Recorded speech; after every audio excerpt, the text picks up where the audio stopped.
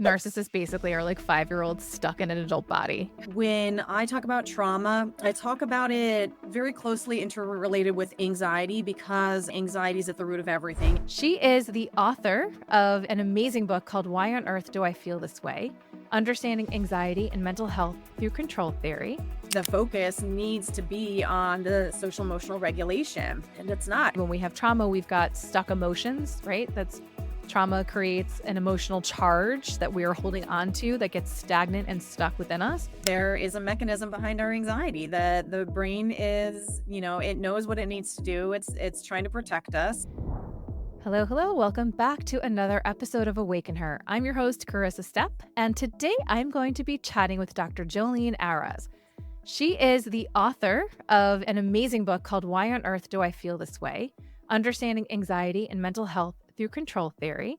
She's also a practicing psychologist in Northern New Jersey, and she specializes in anxiety management as it is at the root of any mental health issue. She's currently in private practice, working with adolescents, adults, and families, and she received a dual degree in psychobiology from Albright College. From there, she attended the Massachusetts School of Professional Psychology to earn her doctoral degree in clinical psychology. Jolene, thank you so much for joining me today. I'm super excited to be chatting with you. Today, we're going to be chatting about how trauma impacts the body, and I'm going to ask you a million and one questions. But first, just welcome to Awaken Her, and thank you for being here with us. Thank you so much. I really appreciate being here and being able to talk about this on another platform. So I really appreciate that. Yeah, absolutely. More people need to hear about your work in the world because what you're doing is absolutely tremendous. So let's dive right in. On the podcast, we've talked about trauma before. However, for any of our new listeners, I'd love for you to please share with us what your definition of trauma is, because I think so many people tend to think about it as those big catastrophic events that cause trauma, like natural disasters, war, violence, so on and so forth. So can you just give us a little definition? No, that's a great question, a great starting off point. So I agree with you. A lot of people do think of trauma in those terms as something huge, something catastrophic. But when I talk about trauma, I talk about it very closely interrelated with anxiety because, again, anxiety is at the root of everything. Anxiety is even at the root of trauma. And when I talk about anxiety, I'm really looking at it from a very general perspective. I'm looking at anxiety as any general or any uncomfortable feeling that we experience. So it could be anger, sadness, irritability, feeling scared, any uncomfortable feeling, that's anxiety. It's our body telling us that something's not right here. We go into our natural defense mechanisms. So it's any uncomfortable feeling as far as how it's manifested.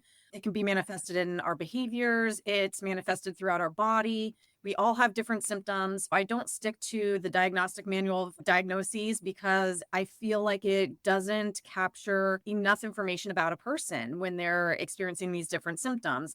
And there are so many different symptoms for anxiety. It's different from one person to the next. But as far as where that anxiety is rooted in, the anxiety is rooted in a lack of control.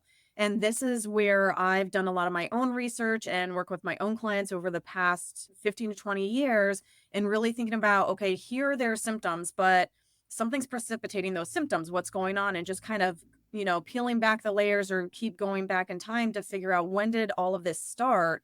In every setting, every client, it's led me to situations that they felt a lack of control. So it could be something minor or it could be something major.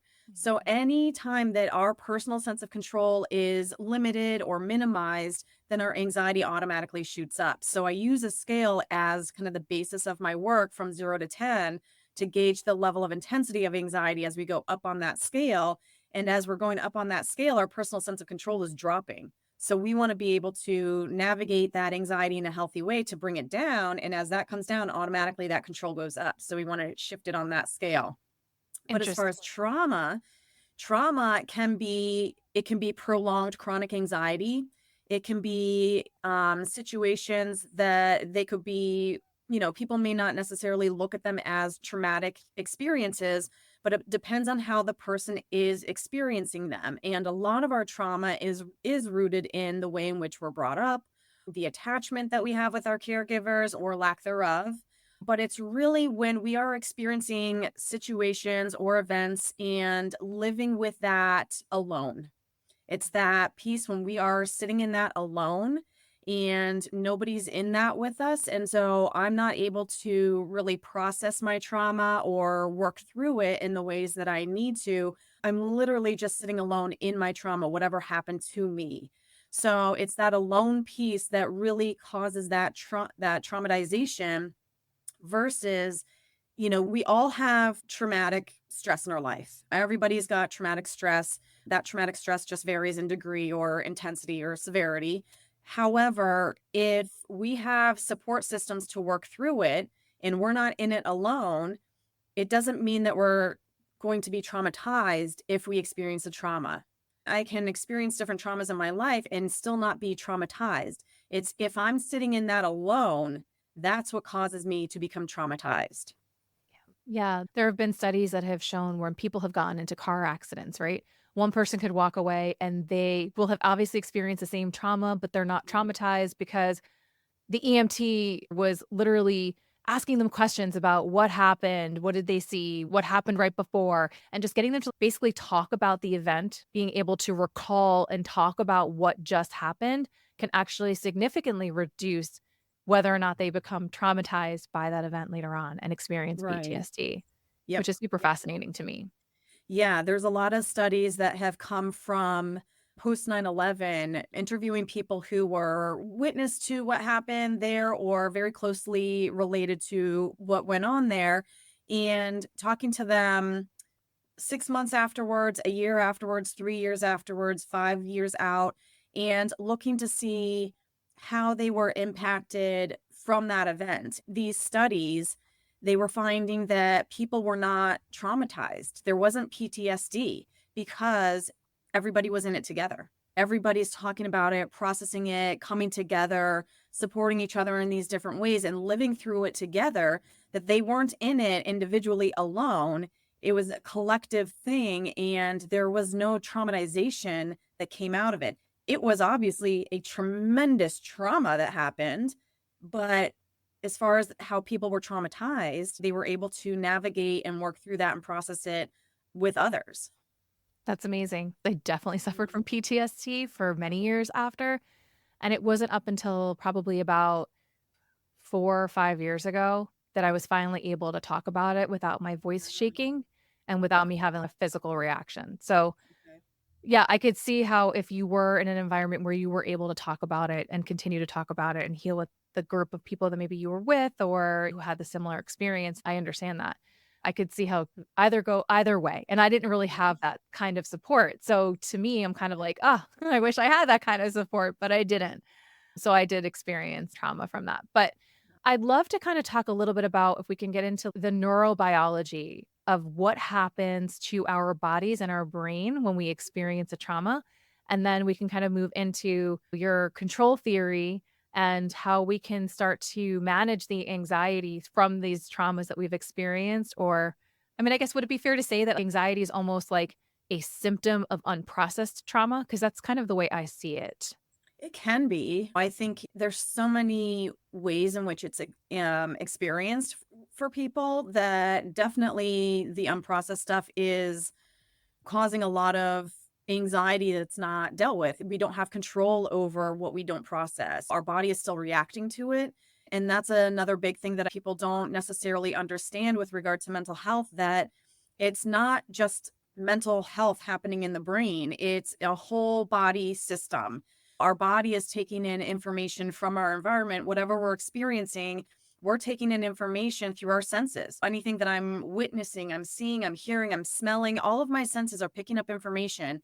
That information comes into my body, travels up my spinal cord to my brain for processing. There's where I interpret, am I okay or am I not? Am I safe? Am I not? Do I have control? Do I not? And so, based on that interpretation, there's where our brain will go into a defense mechanism, or there's where we decide how we want to manage that situation cognitively. But if it's too intense and our anxiety goes too high up on that scale, then our stress response system is activated. And at that point, it's our brain kind of taking over our survival mechanism, because our brain literally goes into survival mode and it shuts down our frontal lobe, which is responsible for all our higher ordered thinking. planning, organizing, problem solving, social emotional regulation, you name it, all of that thinking is going on in our frontal lobe. However, our frontal lobe is not needed for survival. So there's a message that basically is sent up to the top of our brain to shut down that frontal lobe, and our brain just goes into survival mode. And our brain decides for us what defense mechanism we're going to go into based on my brain and body, again, pick up that information and decide what's going to keep me safest and what's going to keep me alive.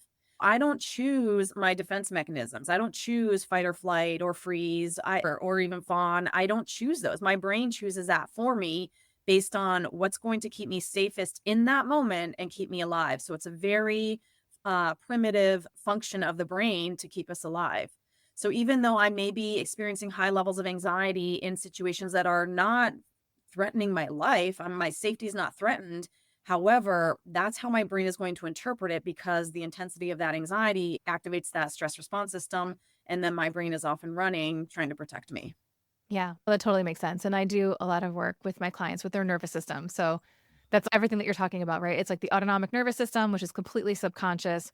The Yes. amygdala just detects whether or not we're in danger or we're safe. And then it fires off a bunch of signals that will indicate to the rest of our body through different neurotransmitters and hormone secretions whether or not we need to fight, flight, freeze, or fawn. Yeah. And it does become very automatic. And a lot of the work that we do also is around internal family systems where we have these protector parts, or as you kind of mentioned, like defense strategies almost that come in to Mm-hmm. protect us. And so when I'm talking about the nervous system with my clients, we talk about anxiety being one of those protector parts, Yeah. right? Okay. So it's like the anxiety comes in to protect us from feeling something Yep. that doesn't feel safe to feel in that moment. Right. And so, I love your control theory, and I want to kind of start talking about that for you to explain to us how Mhm. that comes into play and how does that help us maybe even not kind of default back to these maladaptive defensive coping strategies or defensive Right. mechanisms and coping strategies that aren't healthy for us. Right. Yeah, I do IFS as well. I feel like I tap into a number of different modalities or theories, but within all of those, what I'm seeing is that the foundation is a lack of control still. So we can approach it using different theories, and I try to figure out what will work better for different clients. Sometimes one theory will make more sense for certain clients, and another theory will make more sense with other clients. So I bounce around as far as a theory, but within all of that, I incorporate my control theory, which is really focusing on ways in which we can get that personal sense of control back and lessen that anxiety so that we are living a more stable life, that anxiety stays down for longer periods of time, but also gives people more confidence. When that sense of control drops and that anxiety goes up, our self-esteem, our self-confidence, our sense of self, everything weakens. So we're not feeling, capable, or that I'm able to manage my anxiety, or, there's where we start to internalize a lot of negative self-beliefs or core beliefs that we start to internalize as our own sense of self. So if I'm living with high anxiety, or, I'm predominantly living at a high level of anxiety, and sometimes I might come down a little, but I'm just kind of circulating in this area up here at the top of that scale, and my sense of control is lower, then I may very well interpret my experiences as I'm not doing enough. I'm not good enough. I'm a failure. I'm a disappointment. So it's very easy for us to internalize those negative beliefs of who we believe we are if we're not feeling like we have a strong sense of self or self control. So you can kind of see where that self-esteem takes a hit with that lack of control. Those cognitive beliefs come into play and really take a toll on our self-esteem and feed into depression. So when we're living at the top of that scale for a prolonged period of time, if we're not aware of our anxiety and we don't know what helps us feel better in healthy ways, then we're just going to reach for whatever's at our fingertips to help alleviate that awful feeling. So whatever I can do, whatever I can grab or pick up, I'm going to do it. I'm desperate. That feeling is so awful to be high on that anxiety scale and not know what to do. We're desperate to avoid or alleviate that anxiety. And typically it's some kind of avoidance mechanism, avoiding by physically avoiding people or places, or avoiding by using substances or alcohol. Avoidance is easy to do. So it quickly brings us down on that scale. It brings us relief. So unfortunately, avoidance works, but that avoidance is only temporary. It brings us temporary relief, and then our anxiety goes right back up on that scale.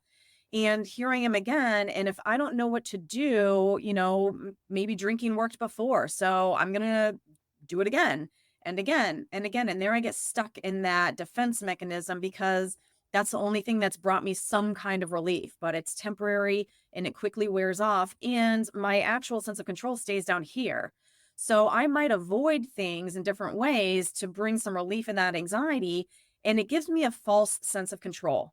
So I might feel good temporarily or in that moment, but my actual control stays down here. And I'm just, going right back up on that anxiety scale and getting stuck in that trap there. So we want to be able to get out of that trap, because we all have avoidance mechanisms, and we want to just be aware of what our own anxiety looks like, what it feels like, however it's manifested, and try to figure out, well, what works for me to try to shift my anxiety and control back on that scale. So even using the different theoretical approaches, our focus is still trying to shift that control back into your own hands. So with IFS, we're trying to identify all of these different parts of us that are there to protect us. And when we're trying to understand them, we start to get a sense of, oh, okay, I get why I did this or that, and it makes sense to me now. Now I know what I can work on to change that. And it brings up my sense of control again. Now I understand it better. Now I understand my own thought process or my own defense mechanisms. Now I got it. I like thinking about things that this is just a little part of me. If I have a defense mechanism that now is more, maladaptive and disruptive, and it's not helpful anymore, it's more destructive. However, when I first used it, it helped me. It served a purpose. So, I remember when I was working with a client who had a tremendous history of trauma, and her defense mechanism since she was very young, since the start of her memories, was to go into a freeze state. And then as an adult, it turned into more dissociation, and she felt like something was wrong with her. And she didn't even tell me that she dissociates for the first probably at least month that I was working with her, until I started to go into, explaining why our brain and body do what they do. And I started to explain that freeze response, that it serves a purpose. The brain was taking in whatever was going on in your environment. You froze in that state because that's what was keeping you safe in that moment and keeping you alive. And it literally kept her alive in those moments. Moving forward throughout her development, she would still go through a freeze state when that anxiety would go high. She had continued trauma throughout her development, really. And then as an adult, it turned into dissociation. And so I was explaining to her kind of the transition of it, but that it served a purpose when she was younger, since that very first trauma that she experienced, and it saved her life. I'm trying to get her to understand that your brain and body did exactly what they needed to do, and it worked. They did their job. They did exactly what they needed to do. And so our defense mechanisms are extremely adaptive. So it only takes one time for us to go into that defense mode. And then the next time that anxiety goes up or my control drops, my brain remembers freezing worked before. It kept me safe. It kept me alive. So we just automatically go right back to that same defense mechanism. They're very, very adaptive. So as we get older, we want to recognize that, yeah, for a while it did save my life, and it served a purpose. But now I'm not in that trauma anymore, and now it doesn't serve the same purpose. So there's where we're just going to modify those defense mechanisms and reconfigure what's going on in the brain. But that's what's really great about the brain, is that it can learn new ways to manage that anxiety. So, just going through this with my client, and she's thinking about it, and then I see her start to tear up. And she just says, wow, good job, brain. And it was a really cool moment, because it was like that shame just left, for her to understand that, yeah, your brain is a healthy brain. It protected you, and it literally did keep you alive. So it did exactly what it needed to do. So now we're just going to retrain it a little, and that's that. So it just let her drop that shame and understand it from a neurological perspective that there was a reason for that. And just understanding how the body and the brain work together, because she would go through a lot of somatic symptoms and reactions. And for her to understand why and listen to that, it's the body communicating to you. And so just kind of looking at that from a different perspective to know that she wasn't okay. Absolutely. A lot of the work that I do with my clients is helping them identify what their triggers are so that they can be observant of where they are in their nervous system, whether they are in fight or flight or they're in a freeze, so that they can then use tools to get themselves out of it, right? And bring themselves back down to feeling safe and feeling grounded. And we do a lot of this through polyvagal theory. I think that in using the parts work, it's always like there are no bad parts of you. They are just a part of you. They don't define you. They're not all of you. And you're right, it gives people so much ugh, they end up, first of all, becoming so much more compassionate for themselves, I think, because 'cause they're like, "Oh my god, like, I'm not broken." Because I think, at least for me, like, I deal with women who've endured narcissistic abuse. They get out of these relationships, and they do feel very broken. And if you've experienced a lot of significant trauma, you probably do feel like you're broken in some ways because you've had these awful experiences, and you don't feel connected to, like, your true self anymore, right? You feel like there's such a big disconnect, and you feel numb, and you feel like not yourself, and you don't know why. And so giving them that little bit of information can be so liberating, Right. which is Yeah. beautiful, which is such a beautiful thing. So I love that. And then the other thing that I was gonna mention was when you were talking about these defense mechanisms that we have, Mhm. sometimes it's also like our body is just craving that dopamine hit. And that's what we're really getting from, picking up the cigarettes or over shopping or binge eating or binge watching television or whatever it might be that might feel easier as an Right. avoidance strategy. But it's that Right. addiction to that dopamine that we need because we're not getting it necessarily, especially if we're living in an abusive relationship, which is what my Right. clients are all dealing with, right? Or have Yep. dealt with. Yeah, exactly. And so we want to be able to work with our clients to identify what works for them as far as settling their nervous system. So, when we go up on that scale, I say that once we get to an 8, 9 on that scale, that's when the stress response system is activated. And 10 is, it could be that full-blown panic attack. Some people have panic attacks, some don't, but it's that full-blown anxiety where I don't even know what to do to calm myself down. I can't think. Our frontal lobe is offline. I'm in a very reactive state. So I try to help clients recognize, where they are on that scale and do a self check in just to become more self aware of what it feels like as they're moving up on that scale. What is my body doing? Am I tightening up? Can I, is it harder to breathe? What is going on when I go up on that scale and try to identify, okay, I'm starting to feel more overwhelmed. I need what can I do to settle my nervous system? And that's what I want them to try to make their first thing or their go-to focus is just settling the nervous system. Yeah. I don't want them thinking about what caused them to go up on that scale. What was it that precipitated that? Why am I up there? I don't want them thinking. I just want them feeling into the body and actually activating both hemispheres of the brain to do bilateral stimulation to settle the nervous system. Yeah. So when we're going up on that scale, it's just the right hemisphere that's activated. And the right hemisphere is more responsible for feeling into those anxieties, feeling into the negative emotions. It's very reactive. It's another primitive part of our brain. So the left hemisphere is not activated when we're going up on that scale. And the left hemisphere is needed to do more of the problem solving, kind of thinking through things, and it feels more the positive emotions. It labels what we're thinking or feeling or doing. So if I'm feeling angry, my right hemisphere will feel the anger. We need the left hemisphere to be activated to integrate with the right hemisphere to settle that guy down. So my nervous system starts to calm down.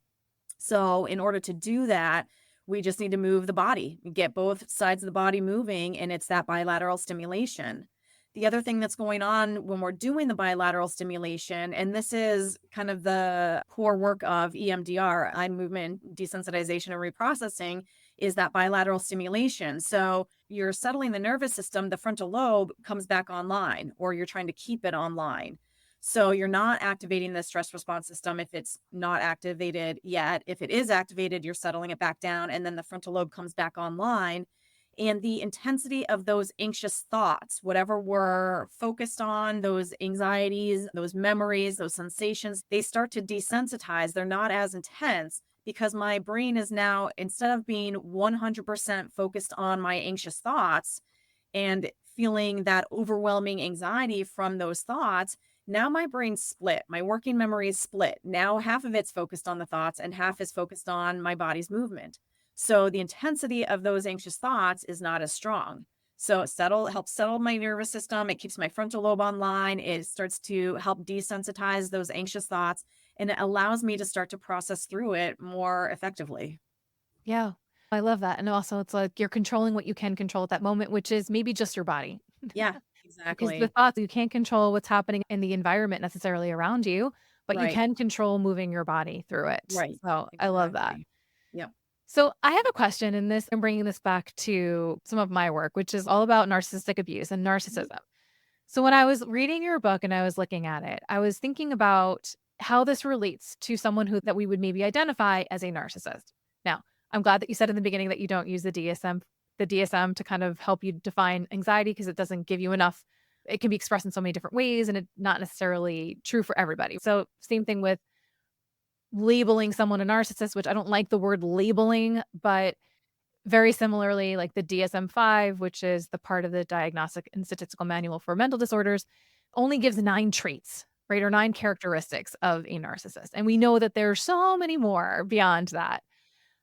And so what I was thinking about was, I'm curious what your thoughts are on this. Maybe you've not thought about this before, maybe you haven't spent much time thinking about it, but I feel like when I was reading about your theory of control, right? For narcissists, one of the big things for them is having and maintaining control at all times. And they have a belief that it's either you have power and control or you have none. And it's a very black and white kind of thinking, right? It's a cognitive distortion that we hold or they hold. Now, we all hold cognitive distortions, right? So, what is it about a narcissist that, could it be that children and of course, like narcissists are created, they're not born. They're created by the trauma that they experienced in their childhood. Could a narcissist be created because the child has experienced things that unfortunately created all of this unmanageable anxiety? And because they couldn't control all of these big emotions or they were left alone in feeling them, could that then lead to obviously, I would say, like, maybe a bifurcation. It could lead to someone who's becomes very codependent Yep. or could lead them to becoming a narcissist, right? So a codependent is also struggling for control in some ways, but the Mhm. way in which they do that is different, right? They tend to try to control maybe how other people are feeling, but they do that in a way where they're manipulating others through their own behavior, right? So they're not hurting other people, but maybe they're sacrificing their own needs, wants. They're not able to communicate what it is that they need because they've learned over time maybe that that's not important. And Right. they're trying to control by controlling other people's way of thinking, their actions, their decisions, like trying to control everything in Yes. some ways. Yeah. A big component of the developmental trauma is sometimes kids don't learn emotional regulation. They're very dysregulated. So they're trying to figure out any way possible where they can have some sense of control. And you're right, a lot of times it does turn into, well, if I can't control what's going on with me, I'm going to control what I can around me or others around me. And it's hard for them to accept then what they don't have control over. And they don't have appropriate responses to that lack of control. They have a hard time accepting or they don't accept what's not within my control. And that's a part of our anxiety management is learning how to accept what's not within my control and Mhm. shift our focus to, okay, well, if I can't do this over here, what can I do instead? Let's go to plan B. Let's go to plan C. I'm doing more of a cognitive shift or cognitive work there. So I'm able to navigate that and regulate myself that, yeah, it stinks if something doesn't go the way I wanted, but there are other options. And so to have that flexibility in thinking, but you're right with high intense anxiety or narcissism, And even, borderline personality, there's this split. It's all or nothing, black and white. Yeah. And they are not able to be in this gray area of thinking. They're not able to be flexible in their thinking. It's all or nothing. And if things don't go my way, then it's a disaster, and they really have a hard time regulating that. So not being able to accept what's within their control, I feel, is a big factor. Another major factor, especially with narcissism, is not being able to take accountability. Yep. They don't learn how to take accountability. It's everybody else around them that is the problem. You see a lot of blaming behavior, a lot of justification of my own behavior. Well, I did this because of A, B, and C. I'm not wrong. You're wrong kind of thing. There's a lot of that kind of defense mechanism, but that lack of accountability is probably, from what I have experienced in my work, one of the biggest red flags. If somebody is not able to take accountability, then it's likely rooted in deep-seated childhood trauma. Some people you can start to work with and you can kind of gauge where they're at, but if they're not able to bring in a different perspective than their own, then, there's your flag. I mean, I think because for them, it goes back to a black or white belief that they have to be strong. They can't be weak. And when you take accountability, you're actually being vulnerable. And Yes. vulnerability is perceived as weakness. Yes. Yep. So, yeah, absolutely. Because I think in the book you mentioned how one of the other ways we can kind of move through anxiety through the lens of the control theory is also just focusing on ourselves, right? So focusing on what we can control. Right. But it's also part of that is also being self-aware of knowing what your needs are, how to communicate them, setting boundaries, like all of these things that for a narcissist, it's like their biggest fear is that someone would actually see them for who they are, because oftentimes they have had experiences where they hold an inordinate amount of shame. Yeah. And that shame in and of itself, I think, can also cause anxiety of like, oh no, people are going to see that I am a failure, or I am not good enough, or I'm not important, or I'm not lovable, or I don't have power, or I'm weak, or whatever the belief, those negative beliefs are. And so I think that that's a whole other aspect of it as well. Yeah, absolutely. It's very scary for them to allow any kind of vulnerability. The way I always say it, it's like narcissists basically are like 5-year-olds stuck in an adult body. Yeah. 'Cause they never learned how to emotionally regulate. It does stem from attachment and not having somebody who they feel safe with growing up. Ever since we're born, that's what we're striving for. Infants cry to get their needs met. So if they're soothed and they're fed and they're taken care of and they have that eye contact with their caregiver, they're learning who is their safe person, that if I cry, this person is going to meet my needs.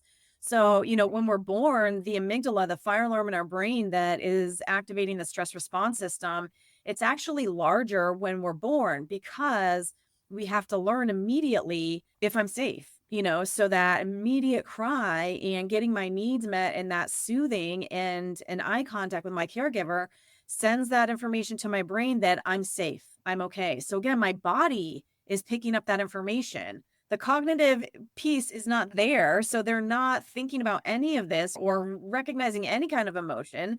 It's really rooted in that safety and attachment. So if physically feeling safe with my caregiver and I know that this person will meet my needs if I cry, which is my way of communicating, then my body and my brain are learning, okay, I'm safe. I'm being taken care of.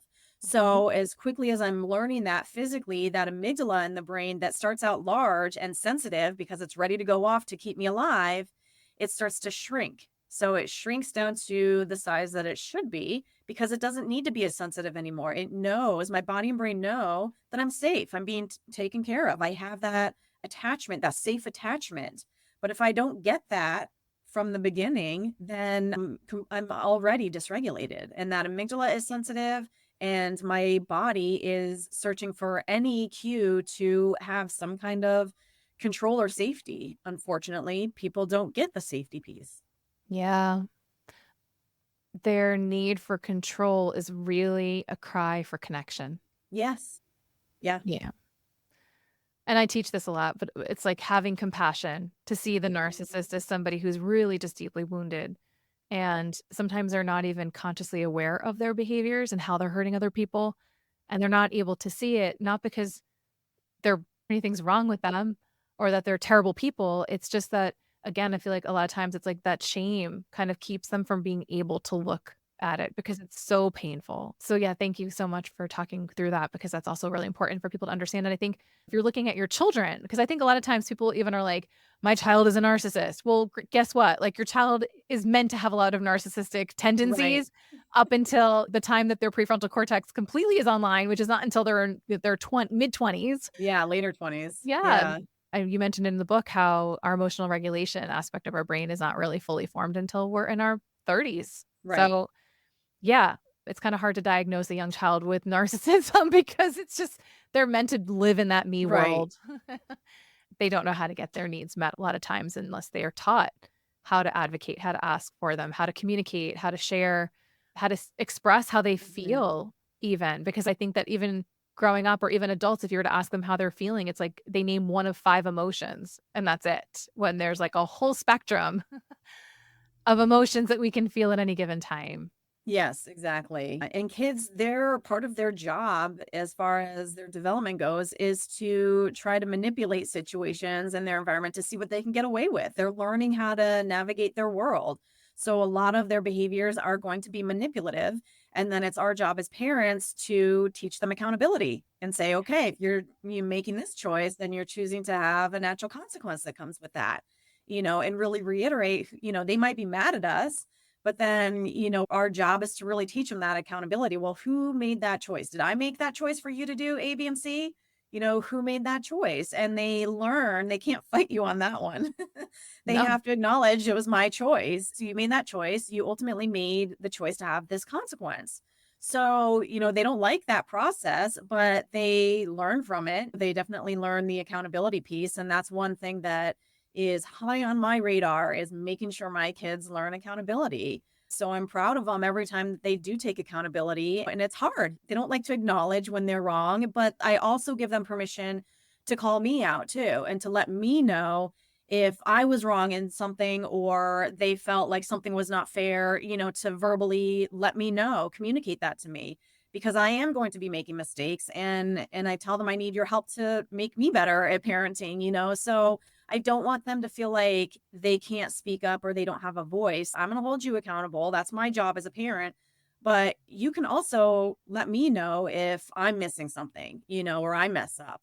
And so having that dialogue go back and forth, I feel like it really helps them, even just build up their own sense of self and confidence and sense of safety that it's okay to call your parent out on something that they may have done wrong and they're not going to get punished for it. So I feel like it's important to go both ways. yeah. I mean, even in that conversation, it's also helping them to set boundaries as Yes. well, Yeah, absolutely. which is huge. And I think Yeah. that I think codependency is Mm, so normalized that so many of us didn't grow up in homes where there were boundaries and we didn't learn how right. to speak up and say what we needed. Or if we did something wrong, it was kind of like, you know, yeah, you were given a consequence, but you may not have understood or been able to take the Mhm. accountability because maybe someone else came in and swooped in and tried to fix whatever the situation was instead of Right. allowing us to deal with the natural consequence, right? So, yeah, I think that it's so important to have these conversations because it starts with our children. I know that you're going into schools and doing some of this work too, which I think is Mhm. hugely powerful because so many of our children suffer with anxiety. And I'm sure even from, COVID, their anxiety is probably off the scales and they probably are not being given tools to manage it. Yeah, and they're not one thing that I feel is very misunderstood with kids' behaviors, both from any adult, from teachers, from parents, is that their behaviors are the way they are communicating. They don't have the language skills. Their left hemisphere, where the language sits, is not fully developed, and they're not able to clearly articulate what they're experiencing, what they're feeling, what they're thinking. You're going to see their communication through their body. And as they get older, they're going to be able to communicate a little bit more. But I always tell teachers when I'm doing a lot of professional development, don't rely on what they're verbally telling you. Focus on the behavior, know their mannerisms, know your kid, know what's typical for each kid And when they're not presenting in their typical selves, then something's up. Look at their mannerisms, look at their body language, their tone of voice, their energy level. We can work with them and build on that, but their behaviors are going to be the main mechanism in which they communicate. So a lot of their anxiety is misunderstood as students being oppositional, defiant, disruptive, not listening, they can't sit still, they're not doing what they're told, and it's interpreted as a negative thing. And I work with teachers to try to help them understand that they're not intentionally trying to do that. They're not making the choice to be disruptive or defiant, but they're feeling anxious and don't feel like they have got control for whatever reason. And they're just trying to find some sense of control in their environment. So it's really them they don't know how to regulate themselves if they're displaying these behaviors. And so it's our job as parents and teachers to try to teach them that. And with teachers, I'm not asking them to be the therapist, but just to recognize that, okay, they're high on the scale. I use the scale with everybody, and I give teachers a scale, I give students a scale. If they're at an 8 or higher, you can't communicate with them. Don't try to have a conversation with them. They are not there. You cannot force it. And sometimes I get teachers rolling their eyes at me. And, when I ask them about specific cases that they're dealing with, they're not willing to look at things in a different way, that the student is really struggling and you're giving them consequences and speaking at them when their anxiety is already so high on the scale. They're not going to hear you. They cannot hear you, and they're not choosing this. So those areas are, I feel like, big misunderstandings as far as kids' behaviors go, that if you see a student starting to be disruptive in any way, start to get them to move their body. Just get them to walk around the classroom, even if they're sitting at their desk, tapping their hands, tapping their legs, moving their feet, coloring, drawing, doodling. Get both hemispheres of the brain going, and it only takes 1 to 2 minutes. That's it. So you don't have to be the therapist. Just know that, okay, they need to move their body. They'll settle their body, and then we'll figure out what we need to do from there. And it doesn't take away from the class. But, if kids are not learning that, what, I just need to move my body, I know what works for me, or even coloring or drawing is the thing that helps settle my nervous system, then we want them to have that accessible. So I tell teachers too, if you see students who are fidgety, can't stop moving around, tapping their feet, moving around, or coloring or doodling, it's the brain naturally going into the bilateral stimulation. We don't always consciously think about it or have to think about it, because our body and brain know, all right, I'm going, my anxiety is coming in, and let me just move the body. It knows what to do, just like it knows what defense mechanism it needs to go into to protect me. So I'm trying to help teachers understand that these are not intentionally disruptive behaviors. Yes, I understand they can be disruptive, but to try to look at it from a different perspective and try to help facilitate and encourage the students to say, oh, right, I see that your body needs to let go of that energy. It's not shameful that every student has times when they need to settle their nervous system. So you're normalizing it and showing them what it physically looks like and physically feels like. And they're going to remember every time they get their body moving, their body is going to remember that settling feeling that, Yeah. okay, Yeah. okay. Yes. And I love that, because just from personal experience, I've had this conversation with my younger son's teacher and the principal multiple times. I kept telling them, I'm like, he doesn't feel safe in the classroom. He's experiencing anxiety. It looks like ADHD. It looks like he's being disruptive. It looks like he's not behaving. But I'm telling you right now, he doesn't feel safe in the classroom environment. Something needs to shift. We need to change something about that. And unfortunately, the teacher that he has been there for 30 plus years, and she just doesn't see the whole child. And that's what really irritates me, because I'm like, you need to have an understanding. Like you said, you don't need to be the therapist. You don't need to be teaching them the tools to manage it necessarily, although it's good to have that support from the counselor, the guidance counselors. But, and also, like, obviously me as the parent, which we do at home, but, not every child has that benefit. You have to be able to understand, like, what's actually going on at a deeper level, not look at it like they're trying to be fresh or they're trying to, give you a hard time. It's not Right. that at all. There's something Right. deeper going on. And I need you to get curious about what that is. Exactly. because I'm not in that classroom day in and day out. And we've had so many conversations where I'm like, I cannot wait until school is over because I was like hitting my head against a brick wall. Yeah. And I've even volunteered to come in and do similar to you, like come in and teach and say, okay, how do we create this emotionally and psychologically safe environment for our Mhm. students, but also for our teachers who I think are also experiencing a lot of anxiety and burnout from the last 4 years. And they don't know how to handle it and they don't know how to manage it. And so they're also, as the teacher, co regulating the nervous systems of the children in the classroom. And if they're constantly dysregulated and they're constantly reacting and flying off the handle or yelling and shouting and snipping at the children and have no patience for them, that creates a really uncomfortable environment. And especially if you've got children in there who have experienced trauma, who are automatically triggered into a trauma response every single time that teacher raises her voice, it feels unsafe for them. And they immediately don't know what to do with that.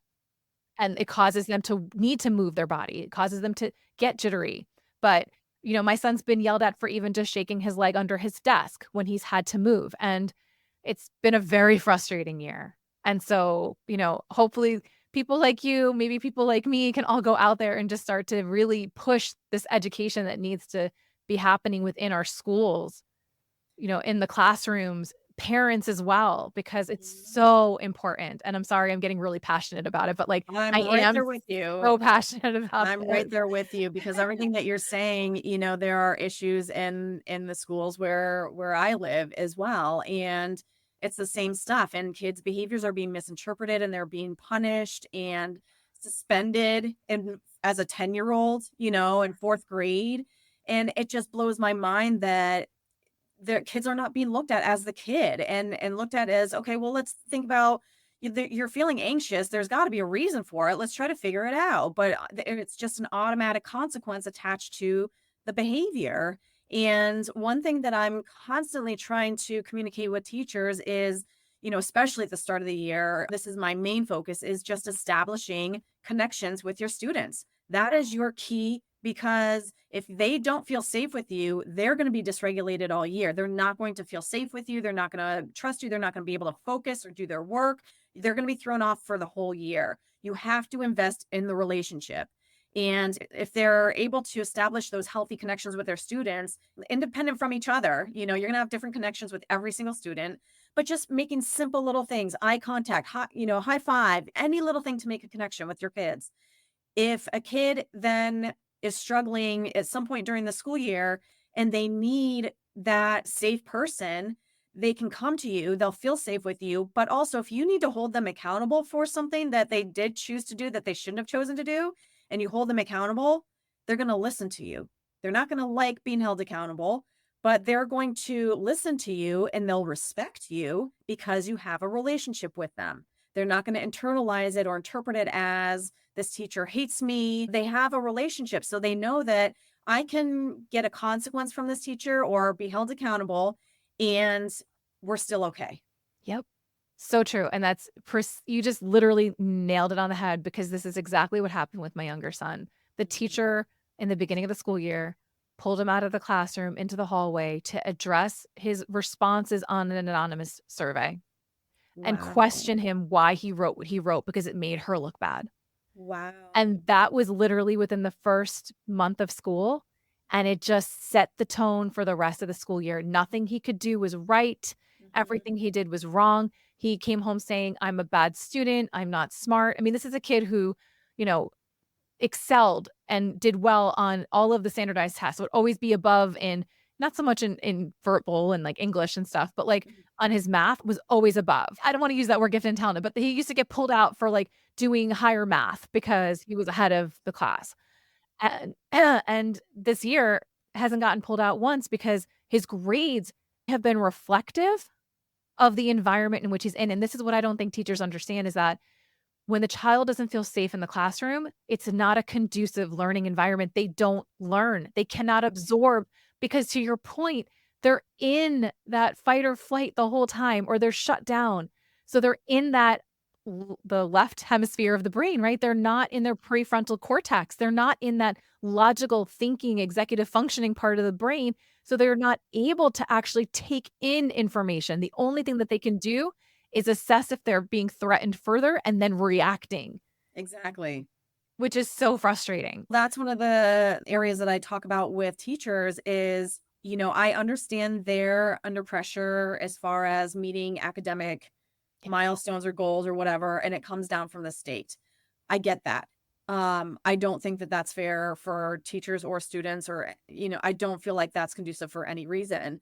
I think the focus needs to be on the social emotional regulation, and it's not. It's just so focused on academics that it derails kids with their social emotional functioning. They're not focusing on the right things. And I tell teachers all the time, if you just take the time to connect with your students and help them regulate their bodies, the academics will come. I am not worried about kids and their academics. It'll come in Yeah. some form, in some way. It'll come, it'll catch up. I am not worried about that. I'm worried about their social emotional functioning.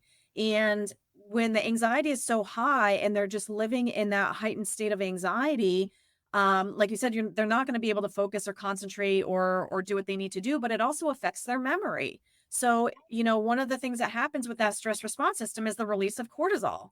The cortisol goes through the body, it wreaks havoc on the intestinal system. So that's one reason why stomach issues or GI issues are a big factor in anxiety. But it goes back up to the brain, and the cortisol attaches directly to the hippocampus, which is the memory center. And if we're not able to regulate that anxiety and recover from that anxiety and get that control back, and we're living in that heightened state of defense mode, and that stress response system is constantly going off, that cortisol will start to kill neurons on the hippocampus. So the hippocampus starts to atrophy and die. So you're really doing a huge disservice for kids to not teach them how to regulate themselves, but even for adults, they need to learn this throughout their entire lives.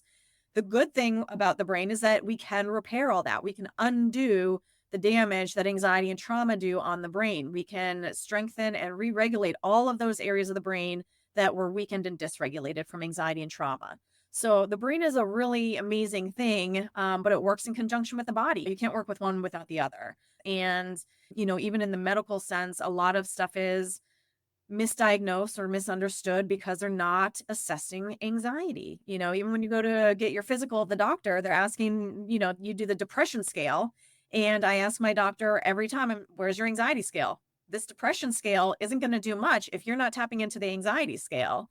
So I just recently had a doctor appointment with a different doctor, and they had the anxiety scale, and I was so proud of them for having the anxiety scale.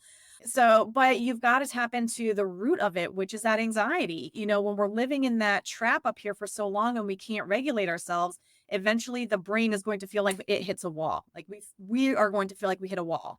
We feel like I can't do this anymore. Our brain can't live up there anymore. We start to feel like I can't do this. I don't care about certain things anymore. My motivation to do things I used to enjoy is gone. I'm done. I'm tapped out. I am physically and mentally and emotionally done. So there's where the depression comes in. It's a continuum of that scale. So even when people come to me with depression or suicidal ideations or history of suicide attempts, I'm not focusing on treating those. I want to get to the root of it. And when I'm getting to the root of it and that anxiety and trying to shift that control back into their lives, those depressive symptoms subside. The suicidal ideations are gone. So I'm not focused on those. I'm focusing on the root cause, which is the anxiety and that lack of control. So it's really getting that control back into their lives. I think it's also when you were talking about it, it's like we go into that adrenal fatigue too, because if our adrenal organs are constantly pumping out adrenaline and then the cortisol to keep us in that, hypervigilant state, then we're going to hit that adrenal fatigue and then we're going to be drained. And when you're drained and you're exhausted, you're going to have no motivation, no focus, and all of that too. Our bodies are so complex that there's all these things kind of going on at the same time. And it's like literally like we want to run ahead, but someone's holding us back by our suspenders in a way. But it's like all of these other things that are happening that are keeping us stuck.